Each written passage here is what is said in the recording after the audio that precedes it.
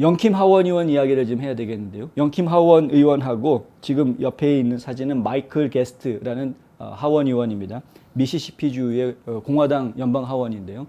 근데 이 두 의원이 공동으로 발의한 법안이 있었습니다. 그것은 지난 3월에 공동 발의했던 내용인데 법안의 내용은 포괄적 남부 국경 전략법이라는 겁니다. 포괄적 남부 국경 전략 법안.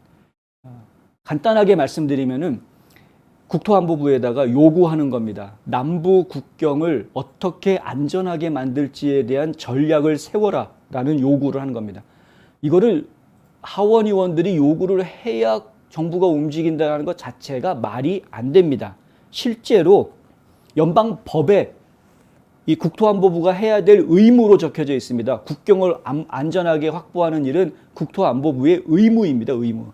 그렇기 때문에 그 법에 구체적으로 연방법에는 국경을 어떻게 안전하게 확보할 것인가에 대한 구체적인 전략을 수립하라라는 말이 들어가 있고요.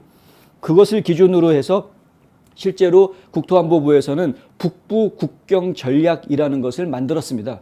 북부 지역에 있는 국경 전략은 만든 북부가 있어봤자 뭐 기껏해야 알래스카 쪽에 러시아 국경 아니면 이제 주로 미국과 캐나다를 연결하는 그 미국 캐나다 국경이 다인데 그 북부 국경 전략이라는 것은 만들었는데 이 바이든 정부에서 그런데 남부 국경 전략은 안 나왔다는 거죠.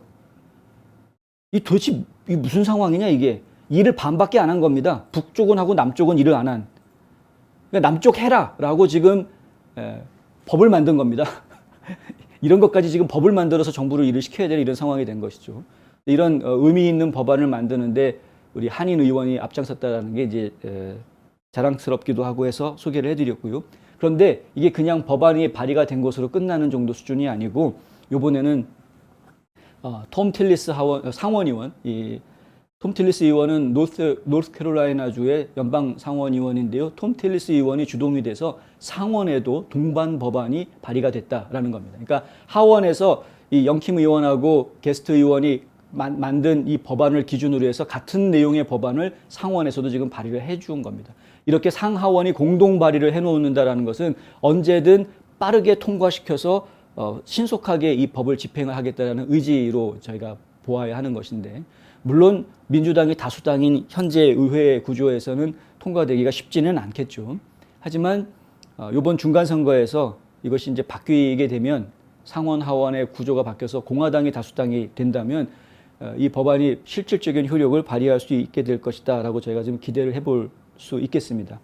영킴 의원은 성명에서 미국의 남부 국경에서 위기는 기록적인 불법 건널목과 펜타닐과 같은 치명적인 약물이 거리, 학교, 지역사회로 자유롭게 흘러들어가는 것을 목격함에 따라 가장 취약한 사람들을 계속해서 다치게 하고 미국인들의 안전을 위험에 빠뜨리고 있다.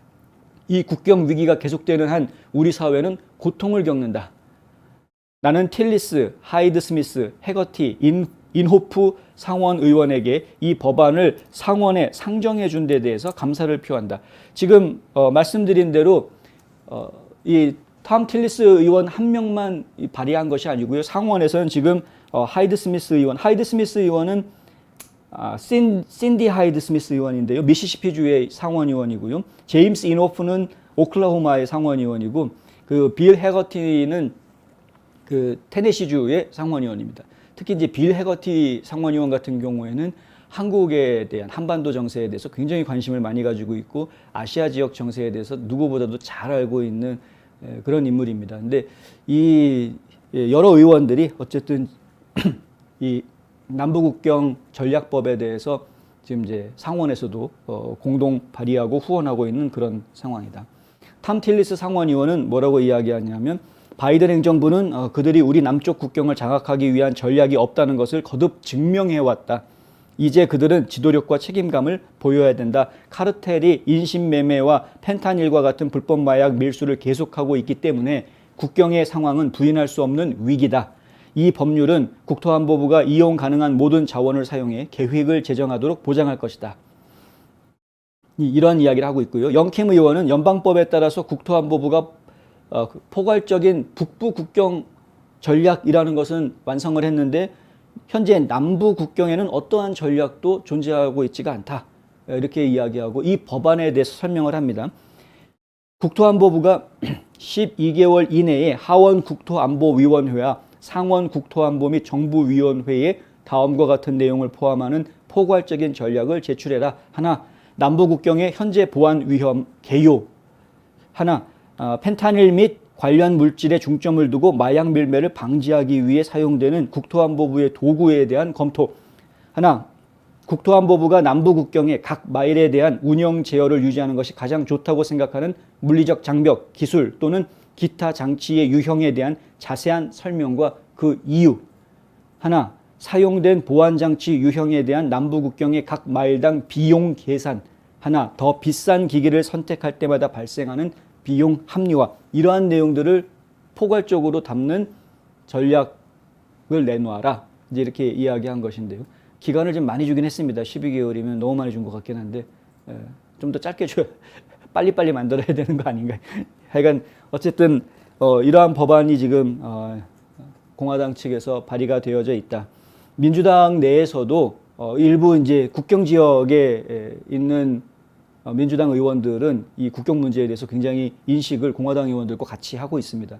위기 상태다 이렇게 보고 있기 때문에 그래서 어쩌면은 민주당 의원들 중에 이 법안에 찬성하고 도움을 주는 의원들도 나올 수 있는 상황입니다. 그래서 어쩌면 기대하기는 쉽진 않겠습니다만은 이번 회기 내에서 올해 안에 이것이 통과될 가능성도 아주 없는 것은 아니다. 한번 기대를 한번 해보자. 이 정도까지는 저희가 말씀드릴 수 있겠다.